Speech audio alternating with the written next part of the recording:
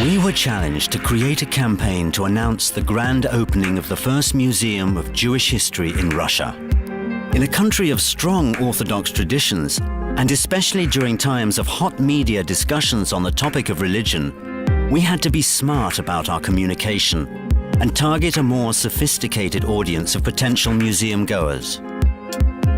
We created a campaign that reflects the Jewish culture itself, becoming a part of the local culture without blending into it. Around the historical center of Moscow, we placed dozens of context-aware posters, each referring to a famous ancient story in a way that was tightly related to this particular place. Imagine a tower higher than this one, built 3,000 years before there were cranes or mortgages.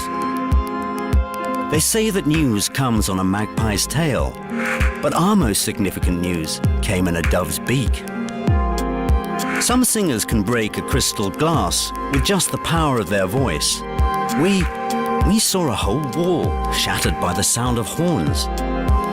Imagine spending 40 years in the desert without any hope of catching a bus. The idea of crossing this road here is unlikely to have crossed your mind. We crossed the sea once, on foot. Experience the most extraordinary story on earth at the Jewish Museum in Moscow. Right on the first day, 1,400 people visited the museum, whose opening was covered by the biggest national TV channels and news sites. More than 1 million people viewed, discussed, and shared the campaign in social networks during the first month only.